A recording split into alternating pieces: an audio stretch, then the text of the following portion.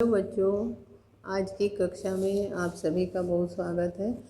आज हम लोग पाठ वसंत भाग 3 का पाठ 11 जब सिनेमा ने बोलना सीखा के शेषांश को पढ़ेंगे। इस पाठ में लेखक उस समय की घटना के बारे में बताते हैं जब मूक फिल्मों के बाद सर्वप्रथम सवाक फिल्में चली, और यह पहली फिल्म जो है आलम आरा जिसका नाम था, वह 14 मार्च सन 1931 में पहली बार रिलीज़ हुई। और 1931 के बाद ऐसे चलचित्र बनने लगे जिनमें कलाकार बोलने लगे थे। इसके पहले जो फिल्में बनी थी वे मूक फिल्म थी। उनमें लोग मतलब जितने कलाकार थे वे हाव भाव से अपने अभिव्यक्ति को दर्शाते थे, कोई बोलता नहीं था। तो सबसे पहली फिल्म जो 14 मार्च 1931 को बनी, उसके निर्माता निर्देशक थे अर्देशीर एम ईरानी। इन्होंने सन 1929 में हॉलीवुड की फिल्म देखी थी शो बोट। उसी को देख के इनके मन में प्रेरणा जगी कि वे भी बोलती फिल्म बनाएंगे, और उन्होंने फिर पारसी रंगमंच के को आधार बनाया और उसी के आधार पर फिल्म की कथा लिखी। और गाने में जो रंग माने नाटक में जो गाने थे उसको ज्यों के त्यों रख दिया। सबसे पहले इसमें फिल्म में 3 वाद्य ही प्रयोग किए गए थे, वायलिन, हारमोनियम और तबला। अब उसमें जो मुख्य कलाकार थे वे उस समय के सबसे ज़्यादा पारिश्रमिक लेने वाले विट्ठल थे। विट्ठल के संबंध में भी एक घटना चर्चित हुई है कि उन्हें उर्दू बोलने में परेशानी होती थी, तो उनको हटाकर उनके स्थान पर महबूब को उसका फिल्म का नायक बनाया। परंतु उन्होंने विट्ठल ने जो है मुकदमा कर दिया और उसी मुकदमे में वे जीते। उनके जो वकील थे वो थे प्रसिद्ध वकील मोहम्मद अली जिन्ना। तो उन्हीं के उन्हीं के संरक्षण में ये केस लड़ी गई और अंत में विट्ठल की जीत हुई। और वे जो है हिंदी सवाक फिल्म, जो पहली सवाक फिल्म थी यानी आलम आरा, उसके नायक के रूप में जाने पहचाने गए। उसके बाद जो है इसमें गाना मतलब कोई गीतकार, संगीतकार, संवाद लेखक ये सब कुछ नहीं था। खुद लेखक ने, खुद जो निर्माता निर्देशक थे उन्होंने ही सारा काम किया। और पार्श्व गायक का काम WM खान ने किया, जिन्होंने गाना गाया था दे दे खुदा के नाम पर यदि देने की ताकत है। फिल्म की शूटिंग रात में करनी पड़ी थी क्योंकि आवाज़ के कारण ये फिल्म जो है दिन में शूट नहीं की जा सकती थी, जिसके लिए इन्हें कृत्रिम प्रकाश की व्यवस्था करनी पड़ी। और यह कृत्रिम व्यवस्था, जो प्रकाश की व्यवस्था थी, वह बाद के फिल्मों तक वो चलती रही, क्योंकि ये एक उसका मतलब निश्चित अंग बन गया। Alam Ara film Arabian nights जैसी फैंटेसी फिल्म थी और इसमें गीत, संगीत तथा नृत्य का अनोखा संयोजन था। फिल्म की नायिका का नाम था जुबैदा और नायक थे विट्ठल। ये आपको हमने पाठ का सारांश बता दिया। अब हम लोग शेष अंश का पठन पाठन करेंगे। इस फिल्म का जो कि आपको बताया जा रहा है कि 25 मतलब आलम आरा पहली सवाक फिल्म थी। इस सवाक फिल्म के जब 25 वर्ष हुए तो आलम आरा के प्रदर्शन के 25 वर्ष पूरे हुए, तो इसके जो निर्माता निर्देशक थे उनको सम्मानित किया गया और उनको भारतीय सवाक फिल्मों का पिता कहकर उन्हें पदवी देकर उन्हें सम्मानित किया गया। तो इस अवसर पर जब उन्होंने अपने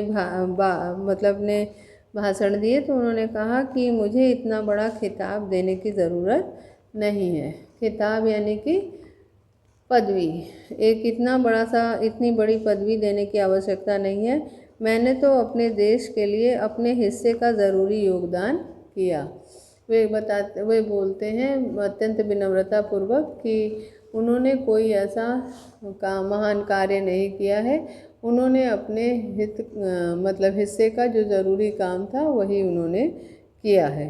जब पहली बार सिनेमा ने बोलना सीख लिया, सिनेमा में काम करने के लिए पढ़े लिखे अभिनेता अभिनेत्रियों की ज़रूरत भी शुरू हुई, क्योंकि अब संवाद भी बोलने थे, सिर्फ अभिनय से काम नहीं चलने वाला था।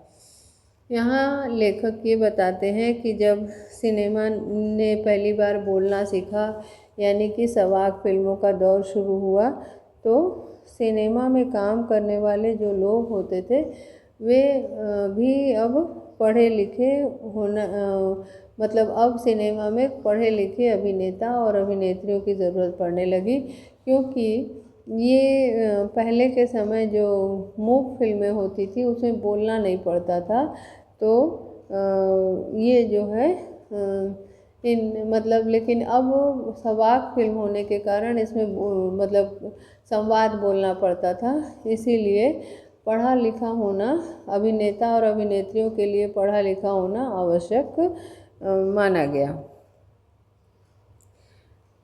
सिर्फ अभिनय से काम नहीं चलना था। केवल जो अभिनय करके अभी तक मूक फिल्मों में अभिनेता अभिनेत्री जो है केवल अभिनय अपने भावों को अभिव्यक्त करने का काम इशारों से करते थे, वह उससे अब काम नहीं चलेगा, क्योंकि अब जो है संवाद बोलना पड़ता था।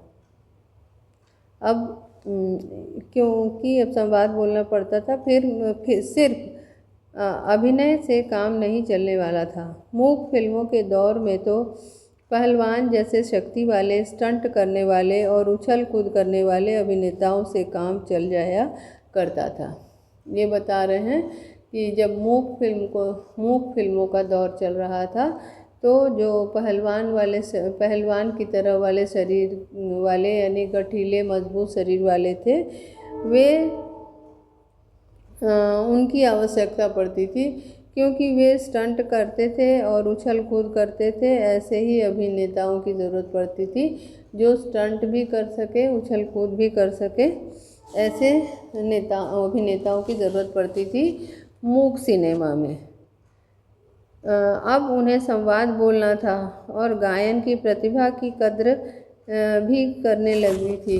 मतलब ये करें कि अब जो था इसमें मूक फिल्मों में के बाद जब सवाक फिल्में चली, तो सवाक फिल्मों में संवाद बोलना होता था। इसके लिए उनका पढ़ना आवश्यक हो गया था। और जो गाना गाते थे, मतलब जिनके अंदर गायन की कला थी, उनकी कद्र होती थी। कद्र माने सम्मान, कद्र का अर्थ है सम्मान। मतलब जो गायन की प्रतिभा वाले लोग थे, जो कि मतलब अभिनय के साथ साथ गायन भी करना जानते थे, गाना भी गाना जानते थे, उनकी विशेष रूप से कद्र होती थी। इसलिए आलम आरा के बाद आरंभिक सवाक दौर की फिल्मों में कई गायक अभिनेता बड़े पर्दों पर नज़र आने लगे। अब सवाक फिल्मों का जो दौर शुरू हुआ, उसमें आलम आरा के बाद जो भी सवाक फिल्में आई, उसमें क्या हुआ कि गायक अभिनेता सामने आने लगे बड़े पर्दों पे, क्योंकि संवाद बोलने वालों के साथ साथ जो गाना जानता था उनकी विशेष रूप से कद्र होती थी, उनका विशेष रूप से सम्मान किया जाता था।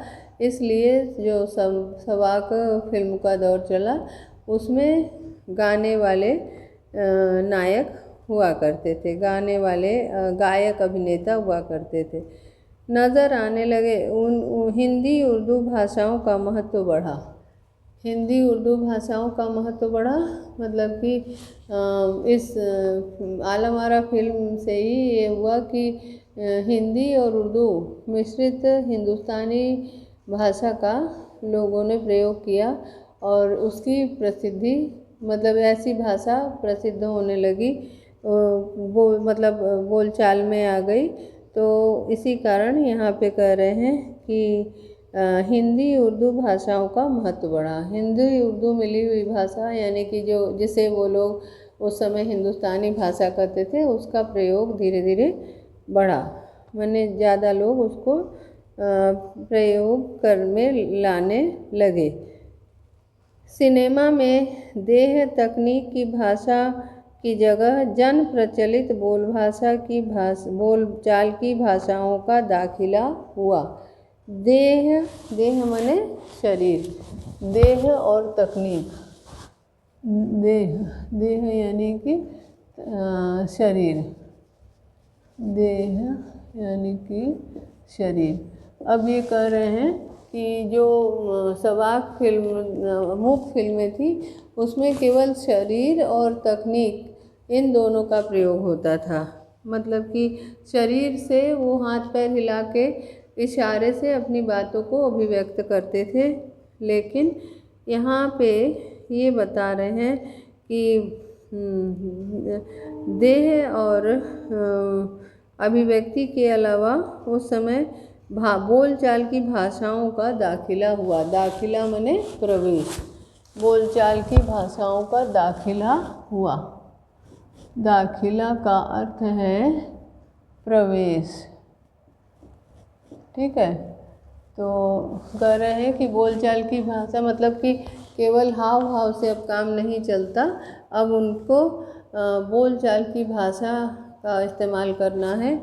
और इसी कारण अब बोलचाल की भाषाओं में उर्दू और हिंदी मिश्रित हिंदुस्तानी बोली का उस समय प्रवेश हुआ। सिनेमा ज़्यादा देसी हुआ।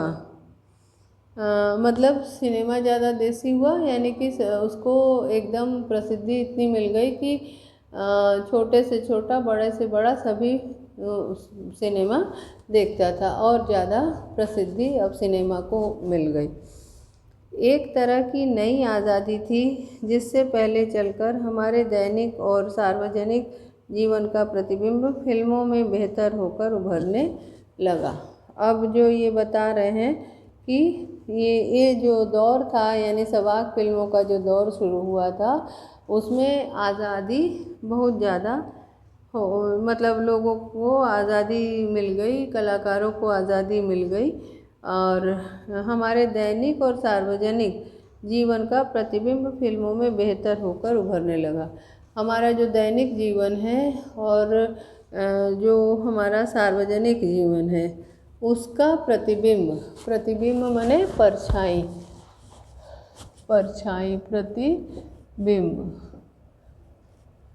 प्रतिबिंब का अर्थ है परछाई।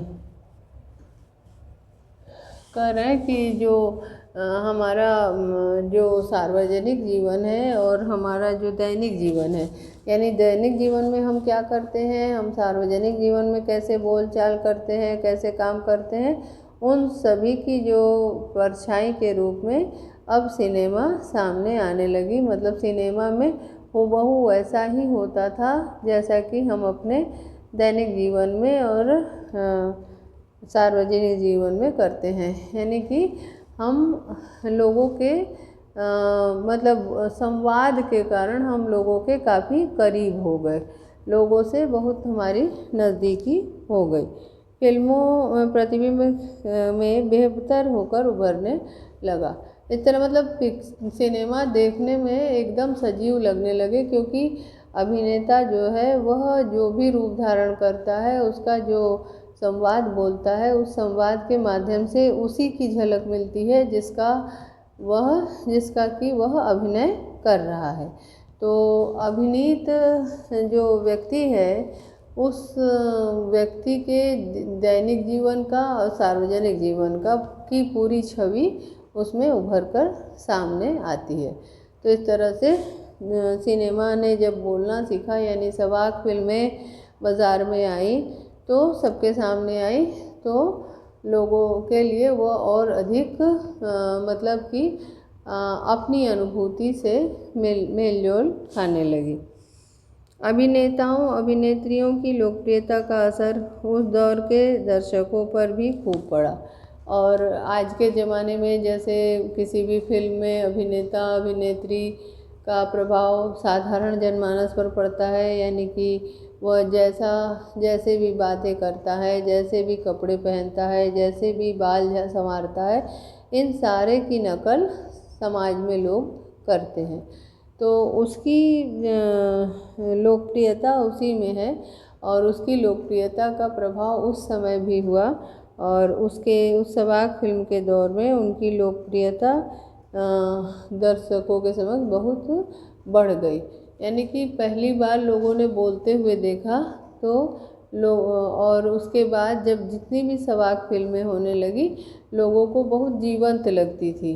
इसी कारण उसकी लोकप्रियता भी धीरे धीरे बढ़ती गई। अब कह रहे हैं कि माधुरी नाम की फिल्म में नायिका सुलोचना की हेयर स्टाइल उस दौर के औरतों में बहुत लोकप्रिय थी। एक फिल्म थी जिसका नाम था माधुरी, और माधुरी फिल्म में जो अभिनेत्री थी वह थी सुलोचना। उनकी जो हेयर स्टाइल थी वह इतनी प्रसिद्ध हुई कि आम जनता भी उन्हीं की तरह बाल बनाने संवारने लगा।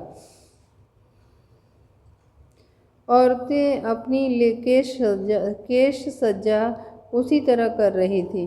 मतलब जैसे कि फिल्म में सुलोचना ने अपने बालों को संवारा था, ठीक उसी प्रकार से औरतें भी केश सज्जा करने लगी।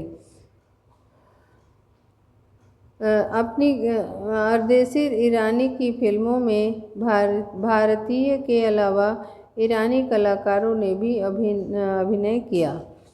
अर्देशी ईरानी ने जो सिनेमा बनाया, उस सिनेमा में भारतीय कलाकारों के अलावा जो ईरानी कलाकार थे उन्होंने भी हिस्सा लिया।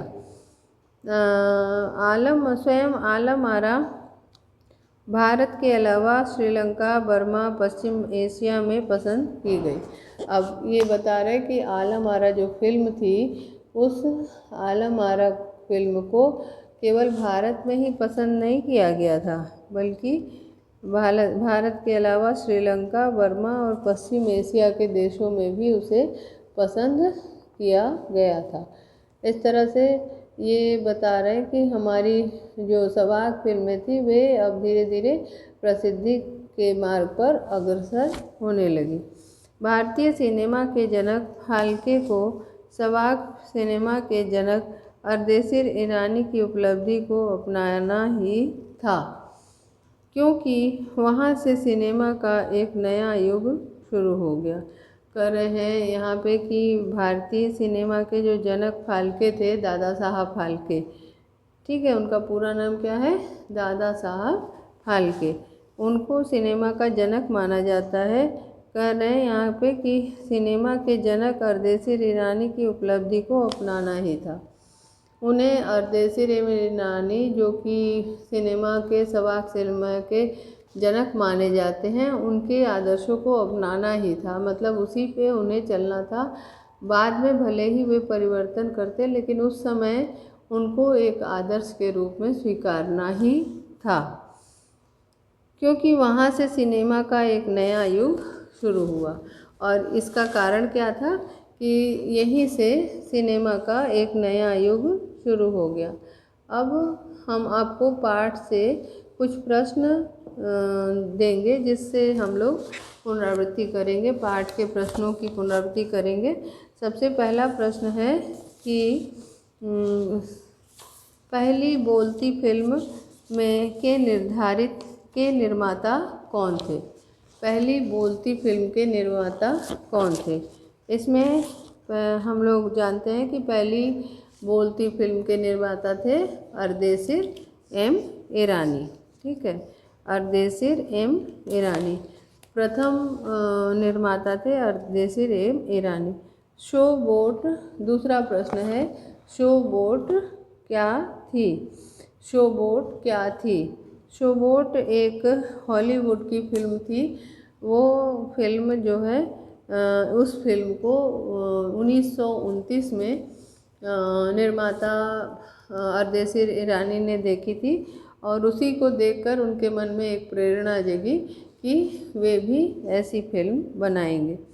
इस जो गद्यांश है सिनेमा ने बोलना सीखा, गद्यांश में किस रंगमंच का उल्लेख किया गया है? जैसा कि आपने पाठ में पढ़ा है, इसमें फारसी रंगमंच का उल्लेख किया गया है। अब अगला प्रश्न है, उस समय अर्देशीर के पास क्या नहीं था? उस समय अर्देशीर के पास क्या नहीं था? उस समय अर्देशीर के पास न तो संवाद लेखक था, न संगीतकार था और न फिल्मकार था, कोई मतलब न संगीतकार था और न संवाद लेखक था। आलम आरा फिल्म के पहले पार्श्व गायक कौन थे?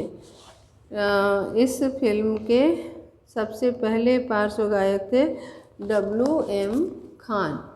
इस फिल्म के पहले पार्श्व गायक किसे कहते हैं?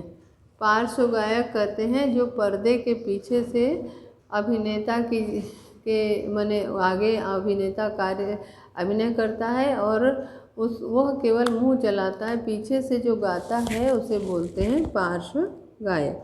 अब अगला प्रश्न है कि नायक के रूप में सबसे पहले किसका चयन हुआ था? नायक के रूप में सबसे पहले किसका चयन हुआ था? ये इस प्रश्न का उत्तर है नायक के रूप में सबसे पहले चयन हुआ था विट्ठल का, जिन्हें कि उर्दू बोलने में परेशानी होने के कारण बाद में हटाया गया था। फिर उन्होंने मुकदमा कर दिया और उसके बाद वे जीत गए। अब दूसरा प्रश्न है कि मोहम्मद अली जिन्ना कौन थे? मोहम्मद अली जिन्ना एक प्रसिद्ध वकील थे जो कि विट्ठल का केस लड़े थे। विट्ठल को जब उनके नायक पद से हटाया गया तो उन्होंने जो मुकदमा किया था उस मुकदमे को लड़ने वाले थे मोहम्मद अली जिन्ना। अगला प्रश्न है, मोहम्मद अली जिन्ना ने किसका केस लड़ा था? इस प्रश्न का उत्तर है मोहम्मद अली जिन्ना ने विट्ठल का केस लड़ा था। अगला प्रश्न है, इसमें से कौन नायक के स्टंट मैन दोनों था? इसमें से कौन सा व्यक्ति नायक और स्टंटमैन दोनों था? इसमें सबसे पहला जो है वह इसका उत्तर जो है वह ये होगा याकूब एक नायक और स्टंटमैन दोनों ही थे। फिल्मोद्योग में उचित संधि विच्छेद बताना है। फिल्मोद्योग में संधि विच्छेद होगा फिल्मोद्योग में संधि विच्छेद होगा फिल्म और उद्योग। इन दोनों शब्दों को मिलाकर बना है फिल्मोद्योग। ठीक है, ये फिल्मोद्योग की संधि विच्छेद। अब अगला प्रश्न है कि सवाक फिल्म की शुरुआत करने वाले पहले निर्माता निर्देशक कौन थे? ये आप पाठ में पढ़ चुके हैं, इसको जानते होंगे कि पाठ के पहली सवाक फिल्म के निर्माता निर्देशक थे अर्देशीर एम ईरानी। दूसरा प्रश्न है कि नए दौर की शुरुआत करने वाले ने कौन सी फिल्म बनाकर इस युग की शुरुआत की? नए दौर की शुरुआत करने वाले ने कौन सी फिल्म बनाई और बना करके नए दौर की शुरुआत की, ये प्रश्न है। तो आपको पता होगा कि सन 1931 में 14 मार्च 1931 को आलम आरा फिल्म बनी थी और इस फिल्म की शुरुआत जो हुई वह नए दौर की शुरुआत के रूप में जानी जाती है। अगला प्रश्न है कि सवाक फिल्मों में कैसे कलाकारों की आवश्यकता पड़ती थी? सवाक फिल्मों में कैसे कलाकारों की आवश्यकता होती थी? तो जहाँ तक आपको समझ में आ ही गया होगा कि पाठ में ये बताया गया है कि जब सवाक फिल्में चली तो लोगों को संवाद बोलना होता था। तो जाहिर सी बात है कि जब संवाद बोलना पड़ेगा तो उन्हें पढ़े लिखे लोगों की आवश्यकता होगी, पढ़े लिखे अभिनेताओं की आवश्यकता होगी। सवाक फिल्में कलाकारों को अभिनय के अलावा और कौन सा काम करना पड़ता था? सवाक फिल्म के कलाकारों को संवाद बोलने के अलावा और कौन सा काम करना पड़ता था? इसमें उत्तर होगा नहीं, सवाक अभिनय के अलावा, अभिनय के अलावा और कौन सा कार्य करना पड़ता था? तो अभिनय के साथ साथ इन्हें संवाद भी बोलना होता था, क्योंकि सवाक फिल्में थी ना, तो इसमें अभिनय के अलावा उन्हें संवाद भी बोलना होता था। पहले जो सिनेमा होती थी, मूक सिनेमा, उसमें अपने हाव भाव से लोग अपने मन की बातों की अभिव्यक्ति करते थे। परंतु जब से मतलब बोलती फिल्म शुरू हुई, सवाक फिल्म शुरू हुई, तो लोगों को संवाद बोलना आवश्यक हो गया, और इसी कारण इस प्रश्न का जवाब होगा कि अभिनय के अलावा उन्हें संवाद बोलना पड़ता था। ठीक है, अब अगला प्रश्न है कि सवाक फिल्मों के युग में किस भाषा का महत्व बढ़ा? सवाक फिल्म के दौर में किस भाषा का महत्व बढ़ा?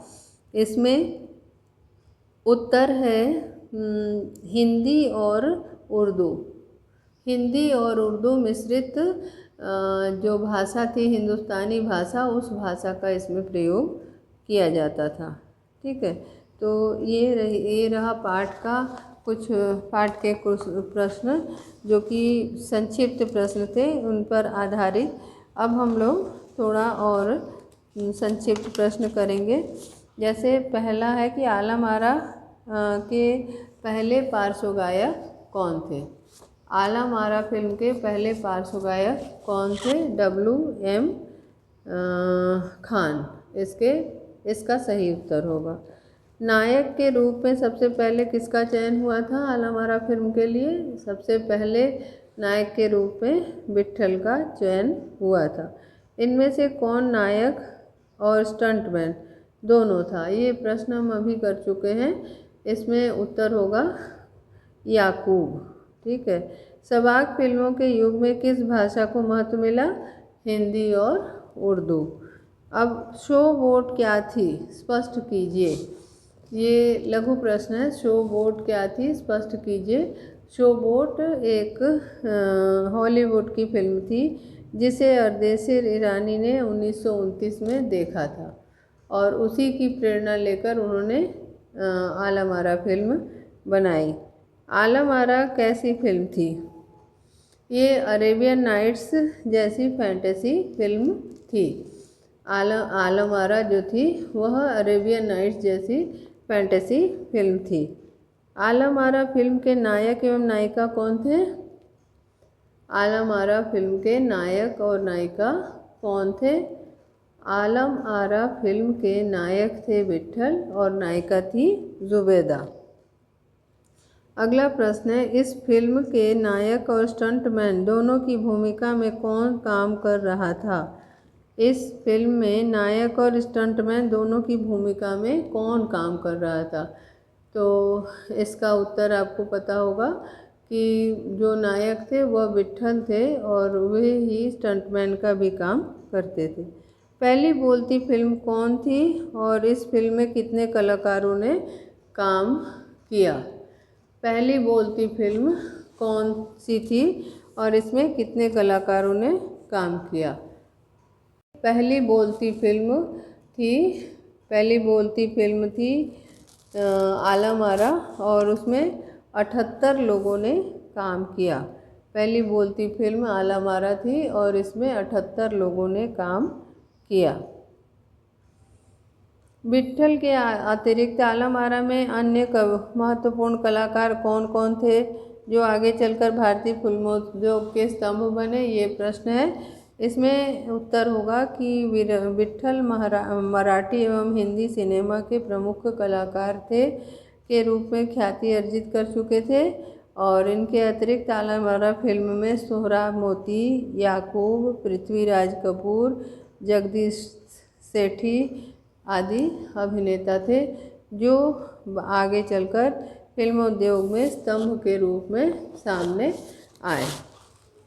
अब फिल्म उद्योग में आपको हमने संधि विच्छेद करना बताया है, जैसा कि यहाँ पे हमने कर दिया है फिल्म और उद्योग। ठीक है, फिल्म और उद्योग ये हमने किया है आपके सामने। और उसके पश्चात अर्देशीर की कंपनी ने भारतीय सिनेमा को कितनी फिल्में दी? अर्देशीर की कंपनी ने कुल 250 फिल्म दी। ठीक है, आज बस इतना ही, शेष अगली कक्षा में पढ़ेंगे। धन्यवाद।